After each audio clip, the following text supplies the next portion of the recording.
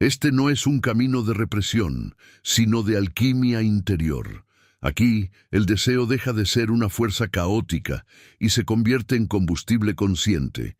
El hombre invicto no huye de su energía, la domina, la dirige y la transforma en propósito, disciplina y construcción de legado. Paso 1. Comprender la naturaleza del deseo. De impulso biológico a energía direccional. El primer error del hombre moderno no es desear, sino no entender qué es el deseo.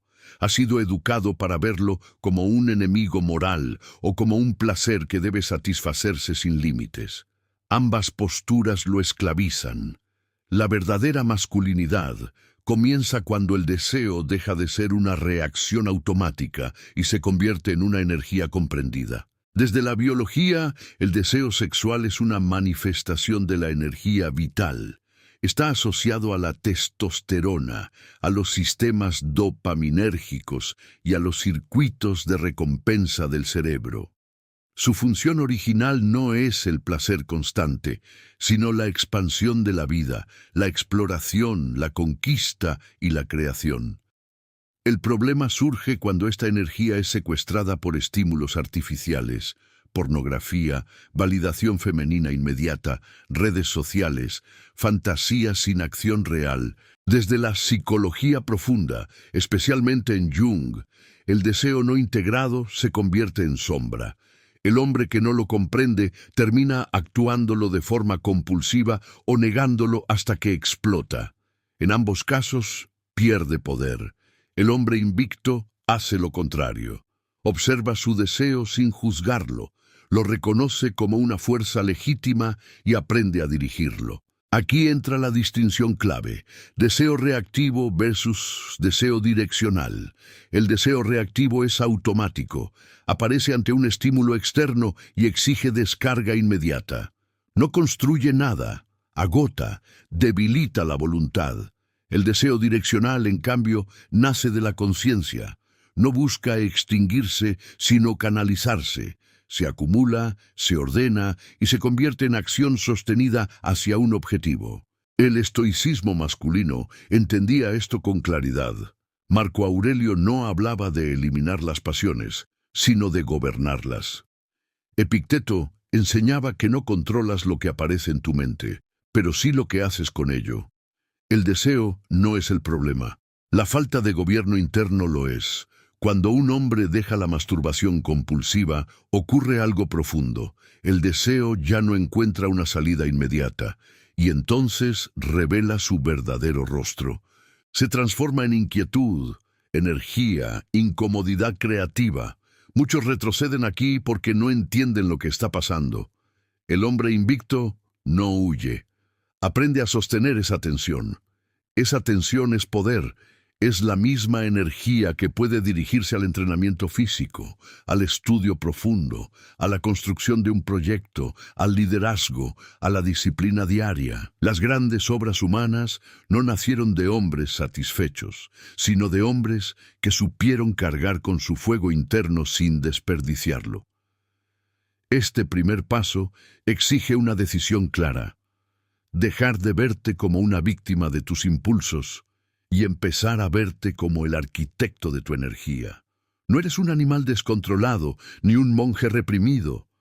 Eres un hombre en proceso de dominio. Cuando entiendes que el deseo es materia prima, no basura que deba eliminarse, das el primer paso real hacia tu propósito.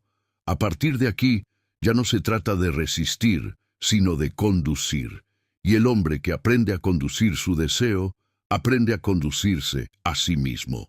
Paso 2. La disciplina como contenedor del deseo. Sin estructura, la energía se dispersa. Cuando el deseo deja de ser descargado compulsivamente, emerge una verdad incómoda. La energía sin forma se vuelve ansiedad, irritabilidad y caos interno. Muchos hombres confunden esto con falta de control, cuando en realidad es falta de estructura. La disciplina no existe para reprimir el deseo, sino para contenerlo y dirigirlo. Desde una perspectiva neuropsicológica, La disciplina fortalece la corteza prefrontal, la región del cerebro asociada con la planificación, el autocontrol y la toma de decisiones a largo plazo. Cada acto disciplinado, levantarse temprano, entrenar sin motivación, cumplir una tarea aunque no apetezca, refuerza los circuitos que permiten posponer la gratificación inmediata en favor de un propósito mayor. Sin esta base, el deseo vuelve a secuestrar la conducta. En términos prácticos, la disciplina es el marco que le da dirección al fuego. El fuego sin límites quema. El fuego dentro de un horno forja acero. El hombre invicto entiende que su deseo necesita límites claros, horarios, rituales, compromisos físicos y mentales, no como castigo, sino como canalización. Aquí aparece una distinción fundamental entre el hombre débil y el hombre en construcción. El hombre débil espera motivación para actuar. El hombre disciplinado actúa y la motivación aparece después. Aquí aparece una distinción fundamental entre el hombre débil y el hombre en construcción. El hombre débil espera motivación para actuar. El hombre disciplinado actúa y la motivación aparece después. El deseo no desaparece cuando se le impone disciplina, se vuelve más intenso, más estable y más útil. El entrenamiento físico es un ejemplo arquetípico. El impulso agresivo y sexual se transforma en fuerza, resistencia y presencia corporal. Lo mismo ocurre con el trabajo profundo, el estudio prolongado y la creación. La disciplina convierte el deseo en ritmo y el ritmo crea identidad. Desde el estoicismo, la disciplina era vista como una forma de libertad. Séneca afirmaba que ningún hombre es libre si no es dueño de sí mismo. La autodisciplina no encadena, libera del gobierno de los impulsos externos. El hombre que se disciplina no se vuelve rígido, se vuelve sólido. En la práctica cotidiana, esto implica eliminar decisiones innecesarias, rutinas claras, hábitos no negociables, reducción de estímulos inútiles. Cada decisión ahorrada es energía preservada. El deseo deja de dispersarse en fantasías y se acumula como presión interna dirigida. Es importante entender algo crucial. La disciplina no es eterna vigilancia, es entrenamiento. Al principio exige esfuerzo consciente, con el tiempo se convierte en carácter. El hombre ya no lucha contra sí mismo todos los días, porque ha construido un sistema que trabaja a su favor. Cuando no hay disciplina, el deseo busca salidas rápidas, distracción, placer inmediato, validación externa. Cuando la disciplina está presente, el deseo espera, se afina y se orienta. Aprende que hay un momento, un lugar y un propósito para expresarse. Aquí el hombre empieza a notar un cambio profundo. Ya no se siente arrastrado por impulsos, sino respaldado por su propia estructura interna. La disciplina se convierte en un aliado silencioso, en el suelo firme donde el deseo puede transformarse en acción sostenida. El hombre invicto no es el que apaga su fuego, sino el que construye una forja lo suficientemente fuerte para soportarlo. Paso 3. Transmutar la energía sexual en enfoque creativo y acción sostenida. Cuando el deseo ya no se dispersa ni se desborda, aparece una posibilidad que pocos hombres alcanzan: la transmutación consciente de la energía sexual. Este concepto no es místico ni simbólico, es práctico, fisiológico y psicológico. La misma energía que antes se perdía en fantasías repetitivas, ahora puede convertirse en enfoque profundo, creatividad productiva y acción constante. Paso 3. Transmutar la energía sexual en enfoque creativo y acción sostenida. Cuando el deseo ya no se dispersa ni se desborda, aparece una posibilidad que pocos hombres alcanzan: la transmutación consciente de la energía sexual. Este concepto no es místico ni simbólico, es práctico, fisiológico y psicológico. La misma energía que antes se perdía en fantasías repetitivas, ahora puede convertirse en enfoque profundo, creatividad productiva y acción constante desde la fisiología. La excitación sexual activa el sistema nervioso simpático, aumenta la energía disponible, la atención y la intensidad emocional. Si esa activación no encuentra una descarga inmediata, el cuerpo busca otra vía de expresión. Aquí, el hombre común se frustra, el hombre invicto redirige. Entrena su cuerpo y mente para asociar esa activación con movimiento, pensamiento estratégico y creación. En términos psicológicos, esto implica romper una asociación aprendida, deseo, placer instantáneo. Durante años, el cerebro fue condicionado a descargar la energía sexual en segundos. Al interrumpir ese patrón, se abre un espacio de reprogramación. El deseo se convierte en combustible mental. La inquietud interna ya no es una molestia, sino una señal de potencia disponible. Los grandes creadores, estrategas y constructores de la historia no eran hombres carentes de deseo, sino hombres capaces de sostenerlo sin desperdiciarlo. La transmutación no consiste en imaginar energía subiendo de forma esotérica, sino en actuar inmediatamente cuando la activación aparece, escribir, entrenar, estudiar, planificar, ejecutar. El enfoque profundo surge cuando el deseo encuentra un desafío digno. El cerebro necesita una tarea compleja para absorber esa intensidad. Por eso, el trabajo superficial no basta. La energía sexual transmutada exige proyectos que impliquen riesgo, crecimiento y significado. Allí se convierte en claridad, no en tensión. Desde una perspectiva antropológica, las culturas iniciáticas entendían esto intuitivamente. El joven guerrero no era permitido a la dispersión sexual hasta haber demostrado autocontrol, servicio y competencia, no por moral, sino porque la energía retenida fortalecía su presencia, su mirada y su capacidad de liderazgo. La transmutación era parte del proceso de convertirse en hombre útil para la tribu. En la vida moderna, esta transmutación se manifiesta como consistencia. El hombre empieza a notar que puede trabajar más horas con menos distracción, que su pensamiento se vuelve más preciso, que la creatividad fluye sin agotarlo. No está excitado, está enfocado.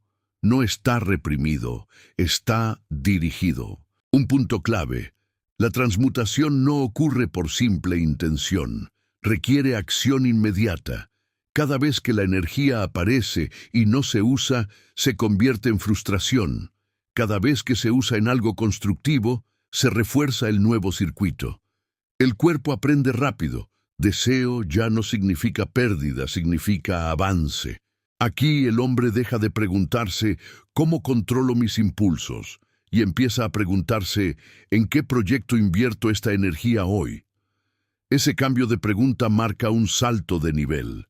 La energía sexual deja de ser un problema personal y se convierte en capital interno. Cuando el deseo se transforma en enfoque creativo, el hombre recupera algo que creía perdido, la sensación de avance real. Ya no vive reaccionando, vive construyendo. Y un hombre que construye día tras día ya no necesita huir de su deseo. Lo ha convertido en su motor más poderoso. Paso 4. El silencio interior. Cuando el deseo deja de gritar y empieza a obedecer, llega un punto en el camino del hombre disciplinado donde ocurre un cambio sutil pero decisivo. El ruido interno disminuye. El deseo, antes escandaloso y exigente, se vuelve silencioso y potente. Este silencio no es vacío, es orden, y solo en el orden aparece el verdadero dominio. Desde la neurociencia, la reducción del ruido mental está ligada a la regulación del sistema límbico. Cuando el cerebro deja de estar saturado por estímulos sexuales, visuales y dopaminérgicos, la amígdala se calma y la atención se estabiliza. El deseo ya no se manifiesta como urgencia, sino como presencia contenida. El hombre siente energía sin ansiedad. Este silencio interior es una señal de madurez psicológica. El impulso no ha muerto, ha sido integrado. La mente deja de negociar consigo misma todo el día. Ya no hay debates constantes, fantasías intrusivas ni culpa posterior. Hay claridad, y la claridad es una forma de poder. Desde el estoicismo, el silencio interior era el estado natural del hombre virtuoso. No porque no sintiera pasiones, sino porque no era arrastrado por ellas. Epicteto enseñaba que la libertad comienza cuando los eventos internos dejan de dictar la conducta externa. El deseo, al obedecer, deja de dominar el diálogo interno. En la práctica, este silencio se construye con presencia consciente. El hombre aprende a notar el surgimiento del deseo sin reaccionar. No lo combate, no lo alimenta, simplemente lo observa, como quien observa una llama estable. Este acto de observación desactiva la compulsión y fortalece la autoridad interna. Un efecto colateral poderoso es el aumento de la percepción. Cuando la mente deja de estar ocupada en fantasías repetitivas, se vuelve más atenta al entorno, conversaciones, oportunidades, señales sociales, detalles estratégicos. El hombre se vuelve más peligroso en el buen sentido. Ve más, entiende más, anticipa mejor. Antropológicamente, el silencio siempre fue un atributo del líder. El hombre ruidoso, impulsivo y reactivo era visto como inmaduro. El hombre callado, firme y contenido inspiraba respeto. No necesitaba imponerse, su energía hablaba por él. El deseo integrado se manifiesta como gravedad masculina. Es importante aclarar, el silencio interior no significa frialdad emocional, significa economía emocional. El hombre sigue sintiendo, pero no desperdicia energía en reacciones innecesarias. Aprende a elegir cuándo hablar, cuándo actuar y cuándo retirarse. Esa selección consciente es una forma elevada de dominio. Cuando el deseo obedece, el cuerpo también cambia. La postura se vuelve más firme, la mirada más estable, la respiración más profunda. No es misticismo, es coherencia nerviosa. El sistema interno ya no está fragmentado. El hombre se siente alineado. En este punto, la validación externa pierde fuerza. El deseo de atención, especialmente femenina, se diluye porque ya no hay ruido interno que llenar. El hombre no busca ser visto, está presente, y paradójicamente esa presencia atrae sin esfuerzo. El silencio interior es el preludio de la maestría. No se anuncia, no se exhibe, no se presume, simplemente se habita. Y el hombre que lo alcanza descubre que ya no necesita huir de su deseo ni obedecerlo ciegamente. Ha aprendido a escucharlo y a mandarlo. Paso 5. El deseo como brújula. Elegir con claridad en lugar de reaccionar. Cuando el deseo deja de ser ruido y se convierte en energía estable, ocurre una transformación decisiva. Empieza a informar decisiones en lugar de dictar impulsos. El hombre ya no vive reaccionando a estímulos externos. Comienza a elegir con claridad. El deseo se convierte en una brújula interna, no en una cadena. Desde la psicología cognitiva, la diferencia entre reaccionar y elegir es la presencia de una pausa consciente. En esa pausa se activa el juicio, la evaluación de consecuencias y la alineación con valores. El deseo no desaparece en ese proceso. Aporta información valiosa sobre lo que importa, sobre dónde hay vida, reto y expansión. El problema nunca fue sentirlo, sino obedecerlo sin pensar. Aquí el hombre aprende a leer su deseo. No todo deseo merece acción. Algunos señalan carencias pasajeras. Otros apuntan a direcciones profundas. El dominio consiste en distinguir entre ambos. El deseo inmediato suele buscar alivio. El deseo alineado con el propósito busca construcción.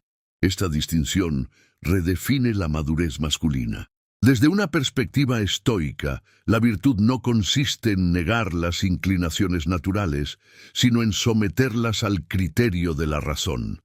Marco Aurelio insistía en actuar conforme a la naturaleza racional del hombre. El deseo, cuando pasa por el filtro de la razón, se convierte en intención. Y la intención es deseo disciplinado en movimiento. En la vida cotidiana, este cambio se manifiesta en elecciones pequeñas pero acumulativas. ¿Qué consumes? ¿Con quién te relacionas? ¿En qué proyectos inviertes tu tiempo? ¿Qué batallas eliges pelear? El hombre empieza a preguntarse, ¿esto expande mi energía o la diluye? Esa pregunta, repetida con honestidad, reconfigura la vida entera. Antropológicamente, el cazador experimentado no corría tras cada estímulo. Observaba, esperaba y elegía el momento adecuado. Su deseo por la presa no lo hacía imprudente, lo hacía estratégico. De la misma forma, el hombre invicto aprende a no perseguir cada oportunidad aparente, sino a seleccionar aquellas que valen su energía vital. Un efecto profundo de este paso es la reducción del arrepentimiento. Cuando las decisiones se toman desde claridad y no desde compulsión, incluso los errores se vuelven instructivos, no destructivos. El hombre deja de castigarse mentalmente porque sabe que actuó desde su mejor juicio disponible. El deseo como brújula también redefine la relación con las mujeres. Ya no se busca validación ni escape emocional. Se elige desde coherencia, presencia, respeto, compatibilidad. El deseo sexual no desaparece, se afina, se vuelve selectivo, profundo, masculino. No consume, acompaña. A nivel interno aparece una sensación nueva, confianza tranquila. No euforia, no arrogancia, confianza en la propia capacidad de elegir bien. Esa confianza es magnética porque no pide aprobación. Es la consecuencia natural de vivir alineado. Aquí el hombre deja de preguntarse ¿qué me apetece ahora? Y empieza a preguntarse ¿qué me acerca al hombre que estoy construyendo? El deseo responde a esa pregunta cuando ha sido educado. Señala el camino, pero ya no empuja. Cuando el deseo se convierte en brújula, la vida deja de ser una secuencia de impulsos y se transforma en trayectoria. Y un hombre con trayectoria no necesita correr, sabe hacia dónde va. Paso 6. La prueba del mundo real. Sostener el dominio del deseo bajo presión. El verdadero dominio no se confirma en el aislamiento, sino en el contacto con el mundo. Llega un momento en que el hombre vuelve a interactuar plenamente con tentaciones, estímulos, competencia y tensión social. Ahí se revela si el deseo fue transformado o solo contenido temporalmente. La presión no crea al hombre, lo expone. Desde la psicología del comportamiento, el estrés reduce la capacidad de autocontrol cuando no hay entrenamiento previo. Bajo presión, el cerebro tiende a regresar a patrones antiguos. Por eso, el dominio real del deseo no depende de la fuerza de voluntad momentánea, sino de la identidad consolidada. El hombre no se controla, simplemente actúa conforme a quien ya es. En este punto, las pruebas aparecen de forma concreta: provocación, rechazo, atención femenina inesperada, éxito repentino, frustración prolongada. Cada una activa el deseo de manera distinta. El hombre inmaduro se desregula con cualquiera de ellas. El hombre centrado permanece estable porque ha aprendido a respirar dentro de la tensión. El estoicismo consideraba estas pruebas como entrenamiento. Séneca hablaba de la adversidad como un gimnasio del carácter. El deseo, bajo presión, busca salida rápida. El dominio consiste en no negociar con la urgencia. No se reprime el impulso, se lo atraviesa con presencia. La presión se convierte en fortalecimiento. En la práctica, sostener el dominio implica rituales simples pero firmes. Respiración profunda, pausa consciente antes de responder, movimiento físico para descargar exceso de activación, silencio estratégico. El hombre aprende a reconocer las señales tempranas de desregulación, aceleración mental, rigidez corporal, fantasías compensatorias. Detectarlas a tiempo es poder. Aquí se consolida una verdad crucial. El deseo no siempre aparece como sexualidad. A veces se disfraza de necesidad de reconocimiento, de impulso de demostrar, de hambre de control. El hombre invicto reconoce esas máscaras. Entiende que el mismo fuego puede empujarlo a la grandeza o a la caída, dependiendo de su gestión interna. Socialmente, este dominio se percibe como aplomo. El hombre no reacciona de más ni de menos. No se explica innecesariamente. No busca ganar cada interacción. Esa sobriedad genera respeto. En un mundo de hombres reactivos, el que se mantiene firme bajo presión destaca sin levantar la voz. Un riesgo en esta etapa es la soberbia silenciosa, creer que el dominio ya está garantizado. El deseo es paciente, espera descuidos. Por eso, la vigilancia no es paranoia, sino humildad activa. El hombre fuerte no se confía, se mantiene entrenado. Bajo presión prolongada, el cuerpo y la mente piden alivio. Aquí el hombre elige recuperación consciente en lugar de escape. Sueño, entrenamiento, escritura, reflexión. El alivio que construye frente al alivio que destruye. Esa elección repetida es lo que solidifica el carácter. Cuando el hombre atraviesa la presión sin perderse, algo se fija definitivamente, la certeza interna de que puede confiar en sí mismo. Esa confianza no es emocional, es estructural. Sabe que, incluso bajo fuego, no traicionará su camino. La prueba del mundo real no elimina el deseo, lo confirma como aliado. Y el hombre que sostiene su dominio bajo presión deja de temer las tentaciones. Las ve como lo que son, escenarios donde su carácter se hace visible. Paso 7. Integrar el deseo en la identidad, dejar de luchar para empezar a ser. Hay un punto en el desarrollo masculino donde la batalla interna termina. No porque el deseo haya desaparecido, sino porque ha sido absorbido por la identidad. El hombre ya no se define como alguien que resiste impulsos, sino como alguien que vive alineado. El dominio deja de sentirse como esfuerzo y se convierte en forma de ser. Desde la psicología de la identidad, este es el momento en que los hábitos, valores y decisiones coherentes se consolidan en un autoconcepto estable. El cerebro deja de gastar energía en debates internos porque ya sabe quién es el hombre y qué tipo de conductas son congruentes con él. El deseo no se combate, se expresa dentro de límites naturales. Aquí ocurre un cambio profundo. El deseo deja de ser un evento aislado y se convierte en una corriente constante que alimenta la vida. No aparece solo en lo sexual, sino en la ambición, la curiosidad, la voluntad de mejora, la búsqueda de excelencia. El hombre se siente vivo sin necesidad de estimulación artificial. Desde una perspectiva estoica, este estado se acerca a la virtud encarnada. No es moralismo, es coherencia. El hombre virtuoso no necesita recordarse a sí mismo qué hacer. Actúa correctamente porque actuar de otra forma sería ajeno a su naturaleza. El deseo ha sido educado para servir a esa naturaleza. Antropológicamente, este era el momento en que el joven dejaba de ser iniciado y pasaba a ser considerado hombre completo. Ya no necesitaba supervisión constante. Se confiaba en su criterio, su palabra y su contención.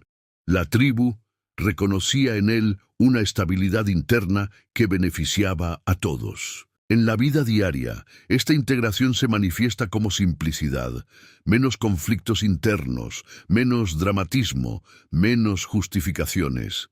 El hombre elige con calma, actúa con firmeza y descansa sin culpa. No hay tensión entre lo que desea y lo que hace, porque ambos apuntan en la misma dirección. Un rasgo clave de esta etapa es la desaparición de la culpa. La culpa era el síntoma de la división interna. Al integrarse el deseo, la energía deja de chocar contra valores impuestos y comienza a fluir a través de valores elegidos conscientemente. El hombre no se castiga, se corrige cuando es necesario. En lo relacional, esta integración genera seguridad. El hombre no necesita controlar ni someter, tampoco se somete. Se relaciona desde presencia y límites claros. Su deseo sexual es firme, pero no urgente. Puede acercarse o retirarse sin perder centro. Eso es autoridad silenciosa. Otro efecto notable es la constancia emocional. No hay picos extremos ni caídas abruptas. La energía está distribuida. El hombre ya no vive de impulsos intensos, sino de progresión sostenida. Esto le permite construir a largo plazo proyectos, relaciones, legado. Integrar el deseo en la identidad también implica aceptar su naturaleza cíclica. Hay días de alta intensidad y días de calma. Ninguno es problema. El hombre no se desespera por la variación, la comprende. Esa comprensión elimina la ansiedad por estar siempre fuerte. Aquí el deseo deja de ser algo que se gestiona y se convierte en algo que define dirección. El hombre no piensa en su dominio, lo encarna. No necesita proclamarse fuerte, su conducta lo demuestra. Cuando el deseo se integra en la identidad, el hombre deja de luchar consigo mismo. Y cuando un hombre deja de luchar internamente, su energía queda libre para una sola cosa: vivir y construir con intención. Paso 8. El deseo al servicio de algo más grande. Propósito, servicio y legado. Cuando el deseo ha sido integrado, deja de girar en torno al yo inmediato y empieza a orientarse hacia algo más grande que el individuo. Este es un punto de inflexión profundo. La energía ya no se consume en la autoafirmación constante, sino que se proyecta hacia propósito, servicio y legado. El hombre deja de preguntarse qué obtiene y empieza a preguntarse qué construye. Desde la psicología existencial, el sentido surge cuando la energía vital se vincula a valores trascendentes. Viktor Frankl lo expresó con claridad. El ser humano soporta cualquier cómo cuando tiene un ¿para qué? El deseo, al encontrar un para qué digno, se vuelve estable y resistente al desgaste. Ya no depende del estado de ánimo ni de la aprobación externa. El propósito no es una fantasía motivacional, es una responsabilidad elegida. Puede tomar la forma de una obra, una familia, una comunidad, un proyecto intelectual o una misión profesional. Lo esencial es que exige sacrificio y continuidad. El deseo, al ponerse al servicio de algo que lo trasciende, adquiere dirección vertical. Antropológicamente, este fue siempre el rol del hombre adulto: canalizar su fuerza hacia la protección y expansión de la tribu. El guerrero no luchaba por descarga emocional, sino por territorio, estabilidad y futuro. El deseo sexual y agresivo, integrados, se transformaban en coraje, liderazgo y sacrificio consciente. En la vida moderna, el servicio no implica necesariamente combate físico, pero sí presencia responsable. El hombre empieza a preguntarse cómo su disciplina, su enfoque y su energía pueden beneficiar a otros.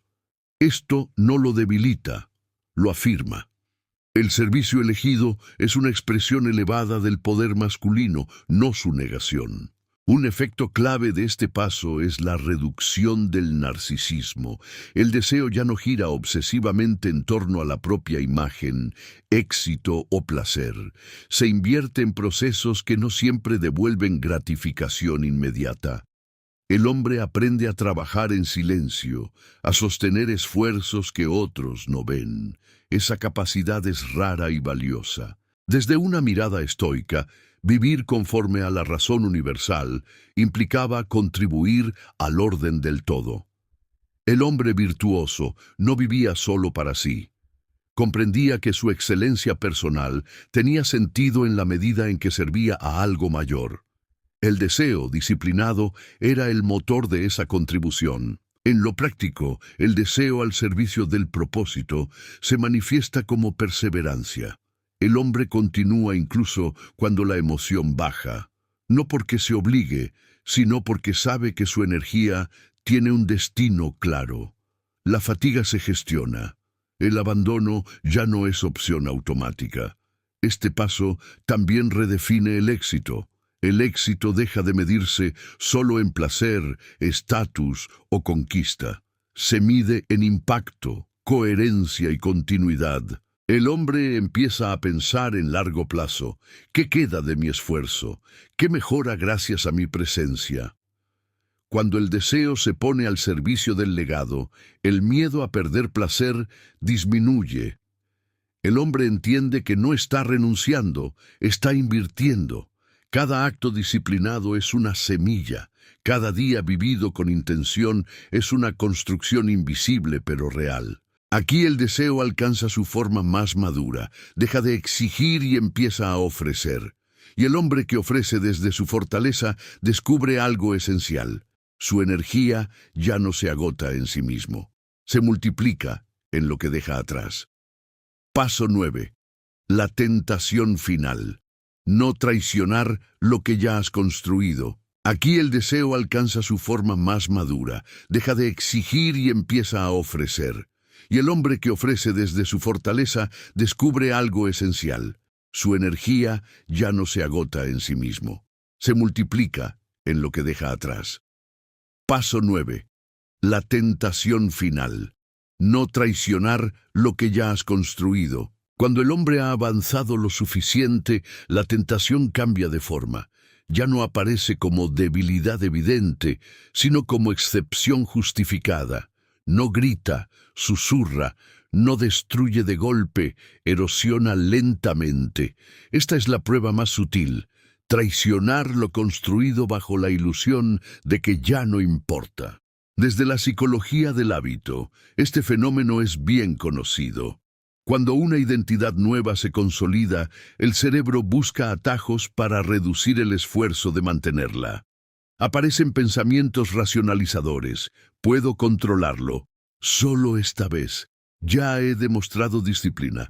No es recaída por impulso, es negociación interna. Y esa negociación es peligrosa porque parece razonable. El deseo aquí no es salvaje, es cómodo. Busca indulgencia, no descarga. Quiere recuperar pequeñas gratificaciones sin pagar el precio completo.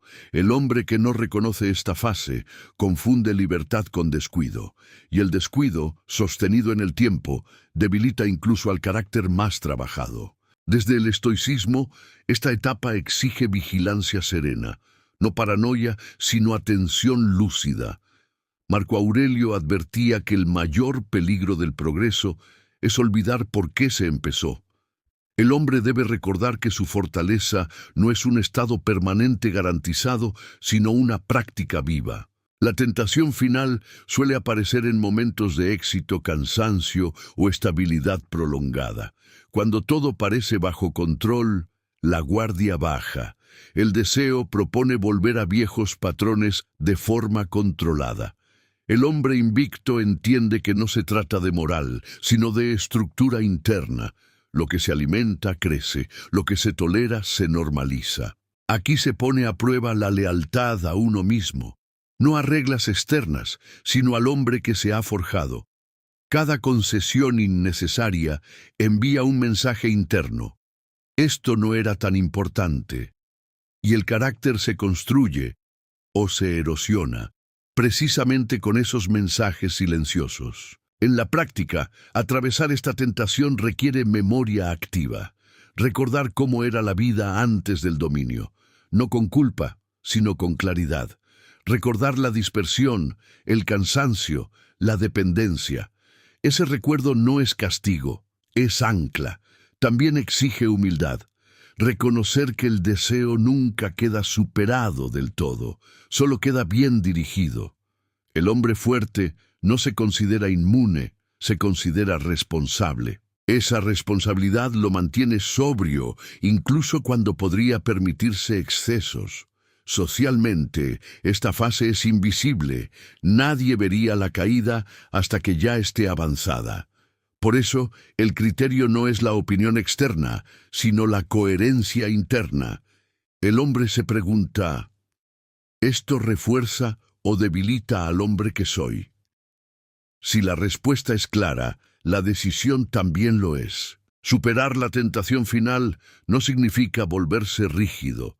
Significa elegir conscientemente cuándo flexibilizar sin romper la estructura. Hay placeres que nutren y placeres que drenan.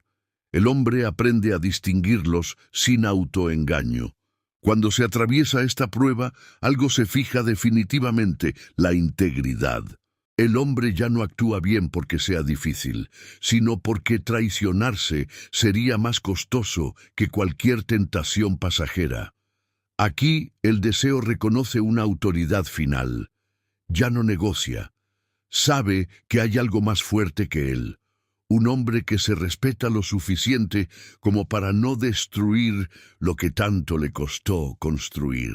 Paso 10. El hombre soberano. Cuando el deseo se convierte en fuerza creadora consciente. En este punto, el deseo ya no es una carga que se gestiona, ni una tentación que se vigila. Se ha transformado en fuerza creadora consciente. El hombre alcanza soberanía interior cuando comprende que su energía vital no está para ser apagada ni desperdiciada, sino para dar forma al mundo que habita. Desde una perspectiva filosófica, la soberanía no es poder sobre otros, sino dominio sobre uno mismo. El deseo, integrado y dirigido, se convierte en voluntad creadora. Ya no empuja desde la carencia, sino desde la abundancia interna. El hombre no actúa para llenar vacíos, actúa para materializar visión. Psicológicamente, este estado se caracteriza por coherencia total entre pensamiento, emoción y acción. No hay fragmentación interna. El cuerpo acompaña a la mente y la mente sirve a un propósito claro. El deseo fluye como energía estable, disponible para crear, liderar, proteger y construir. No hay urgencia, hay determinación. El hombre soberano entiende que la creación adopta muchas formas: un proyecto sólido, una empresa honesta, una familia bien guiada, una obra intelectual, una comunidad fortalecida. El deseo sexual, lejos de desaparecer, se convierte en raíz de vitalidad, presencia y profundidad en la intimidad. No consume, conecta. Desde el estoicismo, este estado se aproxima a la ataraxia activa. Serenidad en el interior, acción firme en el exterior. El hombre no necesita demostrar nada. Su energía habla a través de sus obras. No busca reconocimiento constante porque su valor ya está anclado internamente. Aquí también aparece la responsabilidad final. El ejemplo: el hombre soberano se convierte, quiera o no, en referencia. Otros hombres observan su calma, su constancia, su enfoque. No predica, encarna. Su vida se vuelve un mensaje silencioso de lo que es posible, cuando el deseo se transforma en disciplina y propósito. Este no es el final del camino, sino un nuevo comienzo. La soberanía interior no es un trofeo, es un estado que se renueva con cada decisión consciente. El hombre sabe que debe seguir entrenando, reflexionando y ajustando, no por miedo a caer, sino por respeto a su propio potencial. El deseo ahora no lo arrastra, lo impulsa. Cada día es una oportunidad de crear algo que antes no existía. Cada elección refuerza la identidad del hombre que gobierna su energía en lugar de ser gobernado por ella. Hermano, si has llegado hasta aquí, no es casualidad. Estás caminando un sendero que pocos se atreven a sostener. Este no es un espacio de promesas fáciles, sino de verdadera transformación masculina. No estás reprimiendo tu deseo, lo estás convirtiendo en poder. Sigue adelante, mantente firme. Cada día cuenta. Suscríbete, permanece en este viaje y camina con nosotros. Aquí no se busca aprobación, aquí se forja carácter. Este es el camino del hombre invicto, y apenas estás comenzando.